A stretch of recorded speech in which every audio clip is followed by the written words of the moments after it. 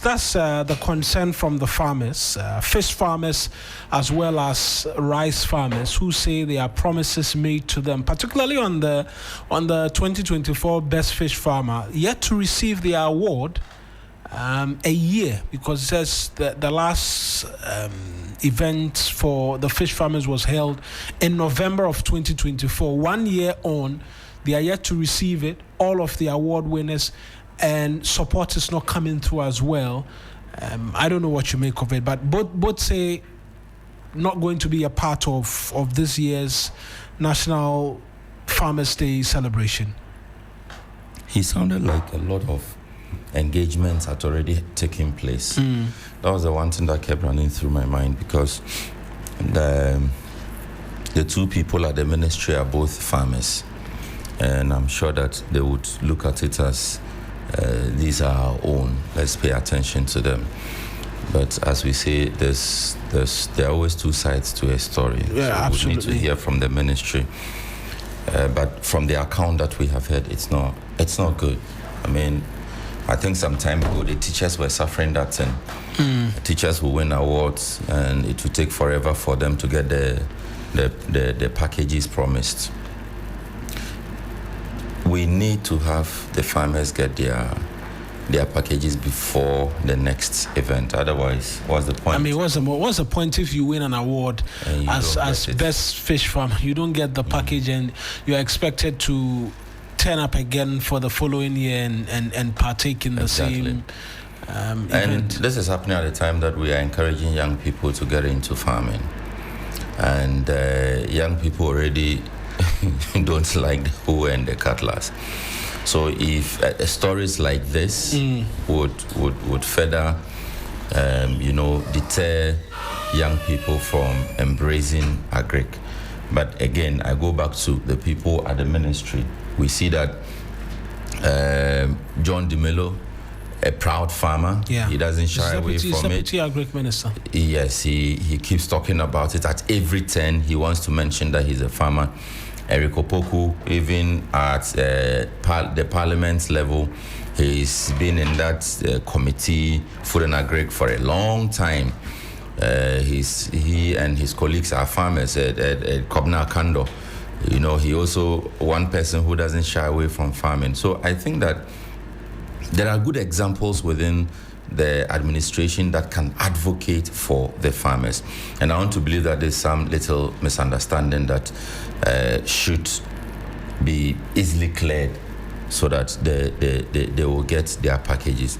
Let's encourage the young people. Let's encourage those of us who are still telling ourselves that you want to do some farming. We want to do some. No, farming. They say is good, though.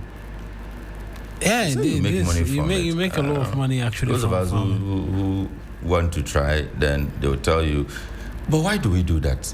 When you say you want to farm, then everybody will give you the negatives first. It's I think sometimes it's just important when you understand what it is that you are getting yourself into. Then perhaps you'll be ready for it as well, Crosby. See, this is a matter of collaborating. Some laxity on some agencies' part, some lack of interest, lack of concern, because it is not, I don't think it is too much. What was his reward again? It's a 5-ton truck or something. I don't think it is. And not just him, there are six others who are in this who have not. And then these are not, these events, they are not private funded. You understand? Funded, right? So it's either we want to do it or we don't want to do it. It's either we want to acknowledge them and then encourage others to do the same, or we just don't want to do it. If we don't want to do this, let's just say it. But to paint the picture that you appreciate what they're doing, you want to reward them for their work so that people will learn from it, it will encourage people. But in the end, while you're doing it in itself, you don't want to fulfill the promises you're making to them, then, I mean, why are you doing it in the first place? Ensure that the releases are there, when the allocations are made for these awards, see when they happen, close to the end of the year.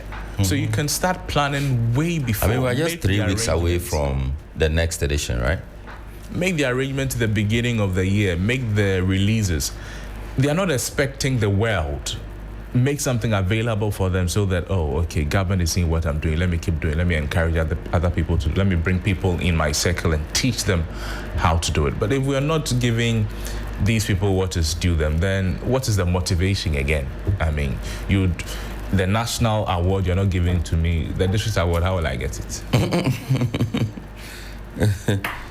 It's not nice.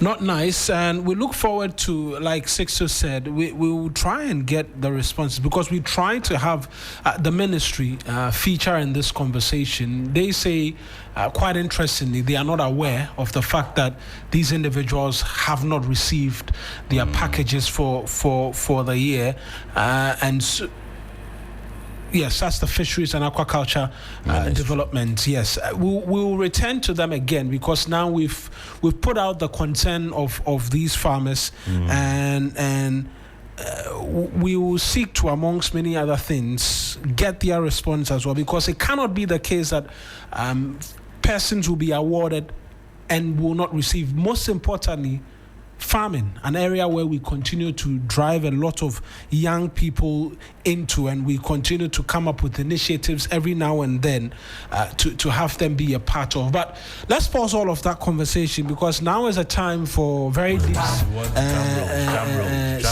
celebration in terms of some massive award winners in the house this morning.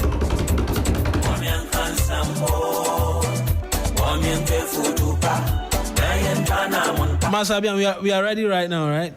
In terms of the celebrations.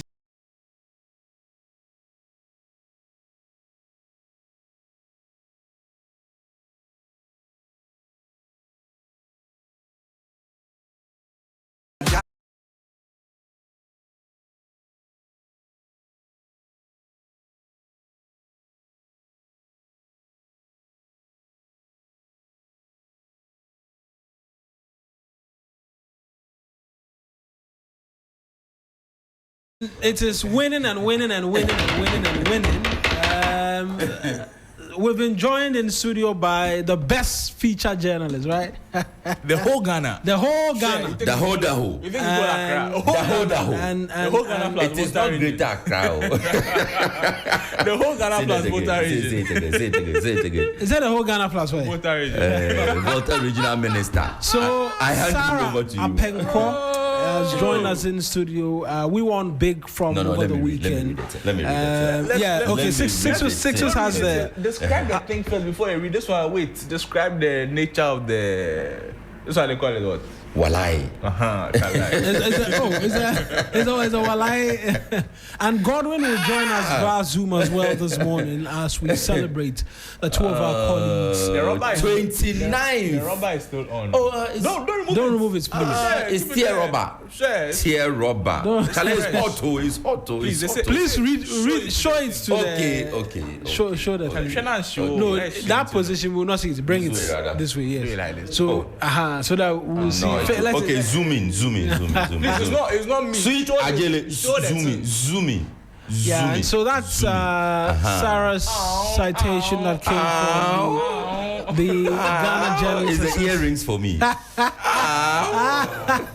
So what inspired this color of earring? It is, what color is that? Wait, they will get it wrong. They'll go, wait. Crosby, what color is that? What color is what? Natural color. Anyway, Sarah, you're welcome, and a huge congratulations to yourself and Godwin as well for winning. Talk to us about the feeling. I will let the guys do the reading of what's on the It's a mixed feeling. It's exciting. It's a mixture of excitement. I don't know. Lost for words. I'm just a bit emotional as well, and lost for words. Yeah, you could say that, because it's a recognition that I least expected. You know. So it comes to you as a shock. Like, really, your work has been appreciated to that extent. And so I'm thrilled, if I should sum it all up. Yeah. I'm very thrilled. Sixers, you read. Let's read the thing is endorsed endorsed by the president of the Ghana Journalists Association. His name is Albert Kobina Jumfo. It says, your insightful report. Wait. You know that there are more than 600 radio stations in Ghana. More than 600. More than 100 television channels. More than 100. Online publications. Bree. And then one person. Sarah. The whole 16 regions of Ghana. Oh, Sarah. The whole Ghana. Plus, Sarah. Plus voter regional. Sarah. Minus OT. plus both regions. I beg you, read the thing for us. Also, the whole Oh, you say your insightful report. It's not just any report, though. Okay. Ghana's hypertension burden. That's the title of the report. Masterfully explores one of the nation's most pressing public health challenges, combining rigorous research, human-centered narratives, and visual storytelling to highlight the silent yet devastating impact of hypertension on individuals and communities. Through your clarity, empathy, and professionalism, you not only raised awareness about prevention and treatment, but also underscored the urgency of collective action in addressing lifestyle-related diseases. Hallelujah. Your work stands as a... The hallelujah is inside. No. Okay. I mean, you know, the Spirit moves you. Your work stands as a shining example, Standard of broadcast journalism that serves the public interest and advances national health dialogue. For your exceptional storytelling and dedication to health journalism that informs, educates, and inspires change, the Ghana Journalists Association honors you, Sarah Apenkra, TV3 Media General, the Best TV Feature Award.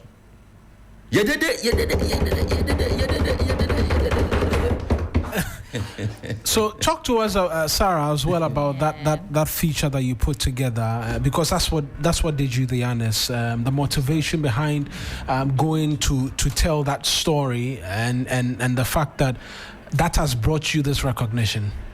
Yeah, so the Ghana Health Service had a report in 2013 that said 7 out of 10 men who are hypertensive do not know their status. And so when the report came out, it made me realize that no, it means we are not doing much in telling people about the dangers of hypertension, because we keep having increase in stroke cases, especially among the youth in the country. And we know that it all boils down to being hypertensive, then gradually it leads to that. So how is it that we are having 7 out of 10 men being hypertensive and they do not know their status? And so that informed the decision of why editorial agreed we get a critical look at the story. I had to go into the community where I was able to get a family that was gradually being wiped away because of hypertension. One family? Yeah. A sister, so one of the women I interviewed, her sister died of hypertension. The brother who was then forcing them to keep checking their BP was not checking. He was encouraging the family members to check their BPs. He was not checking. I'm sure he was too young. He thought he was too young. And he is currently down with stroke at home.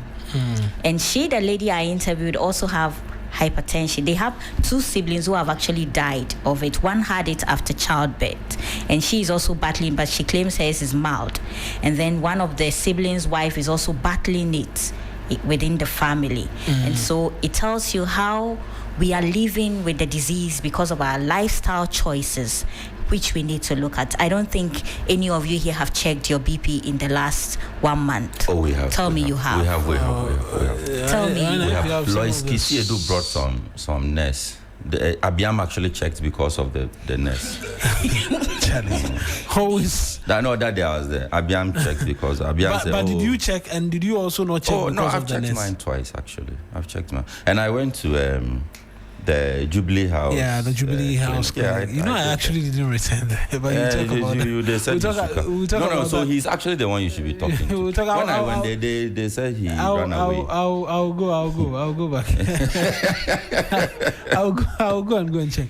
But I mean, that's very interesting. One family, and it's a silent killer, one that we don't pay attention to, and perhaps reason why we should all be checking. You were there over the weekend as well so you got to know beforehand that you just honored the invitation. Yes. Oh. So as you sat there, you didn't know I didn't know. Nobody knew what you were going to be awarded. So you actually made the journey just to be a part of it without knowing. Wow. Yes. Oh.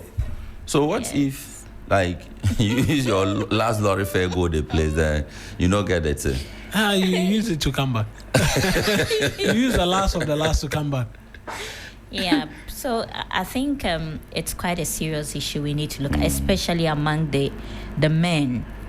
The young men, especially, there is need to check your BP regularly because you do a lot more rigorous work. There is a lot of pressure on you, and so do check your BP very frequently.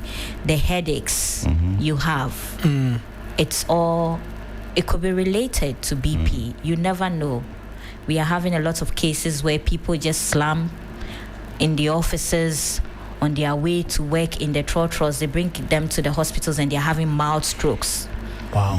Because their blood pressure shoot up. So it's a public health concern that we need to really look at. And I'm grateful for this. So how often should one check? Every day. As often as possible. In fact, those on BP medication, they are required to check it every day and record it. Every day. And another danger is when you are even put on the medication, you decide to go off the medication. I hear that's the worst of the things you can do if you're on BP medication. Yes. So you're on it for life. Yes. Some men have very funny thoughts about Unless it. you had it when you were pregnant. Listen to Crosby. Or it's not true. It's false though. To be think they say if you have BP, I think the BP medicine will affect your intimacy levels and all of that, and it is discouraging them from. Oh, okay. So it's one of the things that discourages people from. Did I hear it's true at the background? So the experts will tell you that there's some iota of truth, but you need to change the medication if you're experiencing that particular side effect. You have to go for review, then the medication will be changed for you. But if you stop entirely, your blood pressure can shoot up. A friend of mine died last month or so. You remember, on his way from work, he was off the BP medication for 3 months. The wife had spoken, 36 years old. It just shoot up, had cardiac arrest. The way you are narrating the and thing he is died. giving me BP. So please, you mean a lot to us as our men, so please do check. As for women, we are more prone to high BP during pregnancy. Right. But it can be controlled after childbirth. Most of the time, they are taken off it. So thank you so much for having me with you today. We appreciate you joining us as well, and huge congratulations to you. We're seeking to have Godwin, who is the reigning BBC Komla Duma Award News winner. I suspect he's engaged in the many intricacies of a journalist's life right now, and has not quite joined us just as yet. And adding to maybe the citation, as a producer in this house, There are countless number of times that Sarah will wake me up and say, Charlie, for put these people on for me. There's this thing we have to talk about. Health related, eh? The last one, yes. No, she's doing well with the health sector.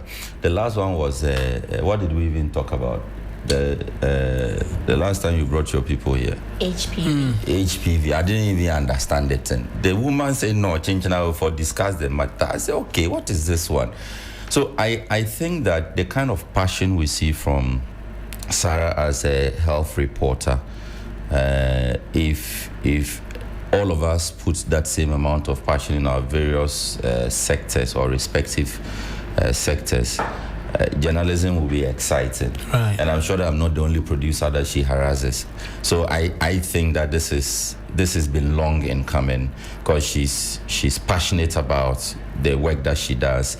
She's not just doing it as, oh, I'm a reporter or I've been assigned. Cyril has assigned me, so let me do it. She goes beyond the assignments to try to get us to discuss the issues. You know, these days, a lot of us, we just do reports, we air it on the bulletin, then away, we move on to the next. You will not find that in Sarah. You will find Sarah trying to sustain the conversation, even when the producers are giving her a hard time. She'll want to explore the other angles on the set subject matter. So I want to say congratulations. It's been long in coming, seriously. Congratulations, Sarah. Godwin has joined us via Zoom as well this morning. Godwin, good morning to you. Congratulations, I believe, are in order. Good morning, Eric. I'm not just the only one here. There's Sarah, there's Crosby, as well as Sixtus. Talk to us about how the news got to you and what the feeling has been like since the announcement. Good morning, everyone, and congratulations to Sarah as well. She's an exceptional health reporter. I've been admiring her from afar, but I haven't really told her. How the news got to me, I think I was just about my stuff here in London, and someone prompted me to join the stream on Facebook, on the GBC platform on Facebook. So I was there. I monitored the part that I picked up the documentary reporter of the year, and then when the nominees were announced, I think my name was mentioned twice. So I was expecting to pick the documentary reporter and also the health reporter as well, because those were the categories that I went for. And I was really confident that I was going to win in the health category, because I'd done a report from a community in the Kumbungu district called Singer. So there was a clinic in there that was in a deplorable state. We had to go through the Volta Lake without life jackets all the way to the other side of the river. We had to get a motorbike, rough roads. It was a tough journey getting to the place. And, you know, telling the story about how the health facility looked like was, you know, very terrible. And for each category, you get to file 2 stories. So that was a story that I filed, and also the one on the state of the Kolebu Teaching Hospital mortuary, which was actually a big, you know, revelation as well for the country. Yeah. And I won some international stories as well. So I was very confident that I was going to win in that category. For documentary, I filed Searching for a God and Dreams in Shambles. So I think I won for both stories in the category side. So Searching for a God, I am confident gave me the documentary filmmaker, and also Dreams and Shambles getting me the overall Journalist of the Year award. So I was just there when, you know, the announcement was made. I realized all the categories were mentioned aside the documentary that I picked. So I was anticipating, because the health category was mentioned as well, and I didn't get that award. So I was just waiting and asking myself, okay, could it be the Komla Dumont Most Promising Journalist of the Year? But yeah, it got to the final part, and when Sewami here was reading the what the GJA team had written put about together. the story, I realized, oh, Okay. It was for me. You nicked it. And I mean, it's been a fantastic year. I mean, it can't get any better in terms of the accolades and the recognition that's come through for you. What does this mean to you as an individual, somebody who started off, I know, from the days of the Ghana Institute of Journalism and making your way all the way through? You're in London right now as a Komla Dumo Award winner. You won the Michael Elliott some months ago as well, and you got recognition again for another award whose name is just skipping me. It's been a year of stellar achievement and recognition. How are you taking? How have you been able to process it all in terms of everything that's been happening? Mawina, I would just say that I am grateful to God. Like you mentioned, we all started from GIJ, and look at us today. You are also doing exceptionally well, I must say. But I've worked so hard. I have worked so hard. And whilst putting in the work, I wasn't really thinking about the award because, something really happened to me growing up. And then I questioned myself on what could be done for people who usually don't have voices. And growing up, that's what has been with me till this stage where I realized that, I had a talent in me when it comes to speaking and then, telling stories. I realized I had the flair, but I needed to polish it up to become a professional. And that's why I decided to go to GIJ. And after that, all I'd wanted to do was to be on TV, ask the tough questions and all of that. But after my diploma course, and I started my national service at the Ghana Broadcasting Corporation, and fast forward moving to EIB Network, I realized being a journalist wasn't all about being on TV and asking the questions. You can also go to the field and make reports as well. So that was when the reporting thing started for me. And like I will always say, I actually started as an entertainment journalist. And fast forward, I had to, switch to hardcore news. And, it's all about me using my power as a journalist to tell stories about issues that are happening for people who usually don't have a say in the community. So once I step in and tell the story excellently by humanizing it for people to know exactly what a sector of people are feeling about something, they tend to get results at the end of the day. So that's where the drive, came from. And, I've started all of this. I started this years ago, and along the line, I kept on learning on the job, improving on my craft, and, look at me today. And I mean, this is motivation, obviously, to want to go on and do even greater. I mean, what are the next steps for you in terms of where you want to go further with this? You want me to reveal my secrets to you? Not secrets, but sometimes people say, after everything, what is left for you to prove? Really, that's one of the many things that people will say easily, that you've done it all. What is there to prove again in terms of journalism? Awards are not everything. It's just a recognition of the work that I've been able to, put together. To put together, and this is just the beginning. Every award that I have received has always been the beginning point for me. And like I said, I've put in the work. I remember when this year started, I was just working. You find me scripting. I have friends who would, organize for small parties and call me by. Then I tell them, I have a story to script. The time that I'll have to, go out, I'm tired, I want to sleep, and after I wake up, I need to go on to a script again. I'm thinking of how to go to this village, how to go. Sometimes my colleagues in the newsroom are actually surprised when they see a promo on TV because they tend to ask themselves, when did Gordon go to do the story? So you see how I move. It's been about work for me. And it's just the passion to want to tell the stories and also to make impact and get results at the end of the day. And I am just so happy that all my efforts are being recognized now. And for the plan, I just want to use what I've been able to do to set an example for the younger ones who are coming up. I getting a lot of messages all the time about young people who want me to mentor them, that want to be like me. How can they tell stories like I do?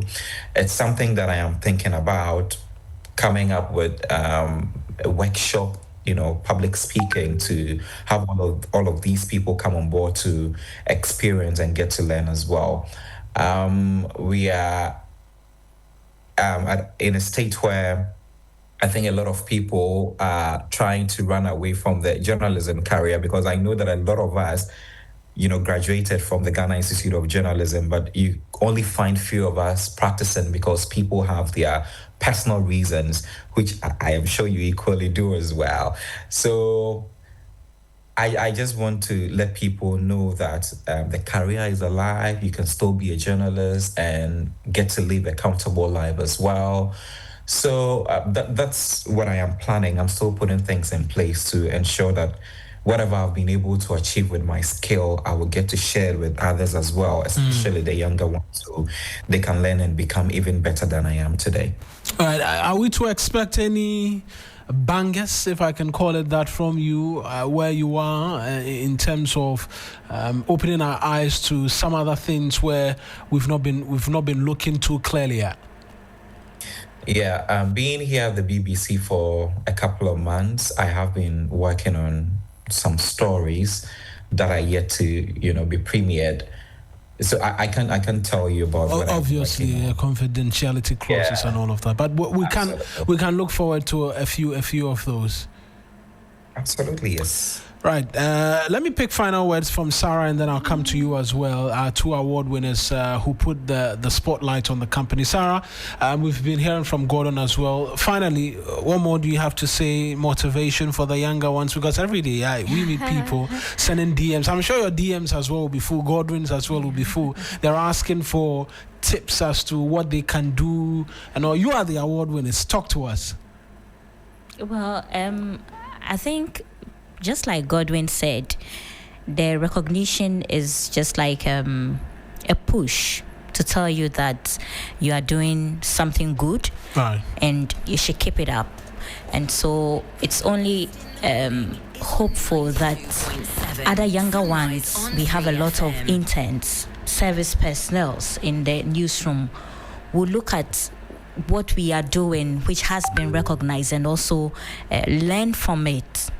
Maybe not aspire to be exactly like we do, but at least pick the professionalism, the enthusiasm, the passion with which we work, with which we do our stories, and learn 1 or 2 things that will also push them to where they want to be in future. Thank you very much, Sarah. Godwin, you have the final word on that one. Yeah, Eric, it's not easy at all. It's not easy to get to this point. You need to put in a lot of work. You need to sacrifice a lot of things, take risks along the line to be able to get to where we are now. So someone might just be seeing the glamorous part of everything and say, oh, I can speak well, I think I can do what he does. No, it takes courage. It takes a lot. So for those who admire what we do and love what we do, if you want to go on the same path, you have to be ready. Because there are a lot of journalists, who are in the newsroom, some wouldn't want to go the extra mile to absolutely tell stories that are compelling enough, and others are just reluctant, following something that will give them, quick money and all. But I believe journalism is about going to the ground, telling your own story and owning it with your voice. You understand? Once you take that path and get to read a lot more, own the craft. You are on what we call a News Central. You do your interviews. When you are rolling through the graphics, people would watch you, Mawena, and be like, no, this guy is solid. When it comes to demonstration and they want someone in the newsroom to quickly go it is Mawina that they are mentioning. So you need to carve a niche for yourself, you know, when you come into the field. And once you do that, and you know that this thing that I've chosen is something that I'm going to hold on to and invest more into that, you're going to be outstanding. Everyone is going to see you. I mean, someone would be like, oh, why should people see me and tell me that I'm good at what I do? It's part of the job. But most importantly, always have it at the back of your mind that you want to make an impact at the end of the day. So, yeah, it is possible. I've been able to do it. I'm human just like everyone. So you can also do it if you want to become a journalist as well.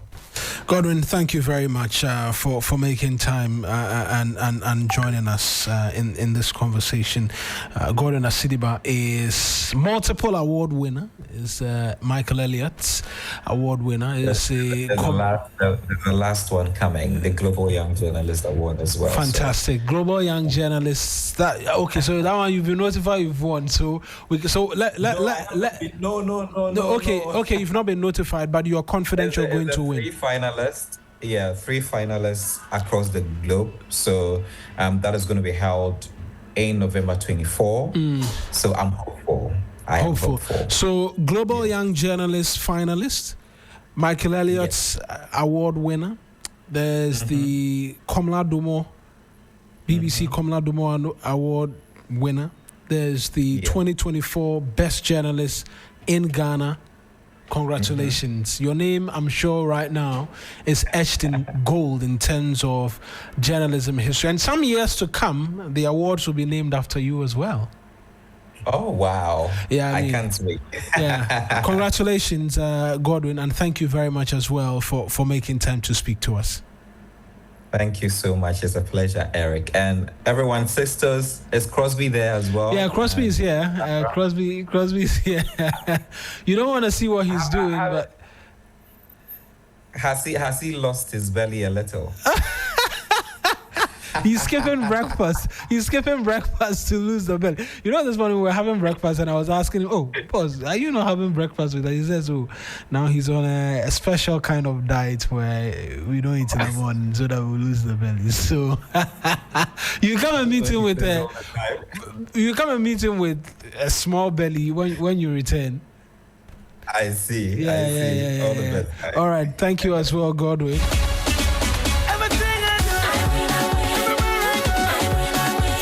And that's the latest award.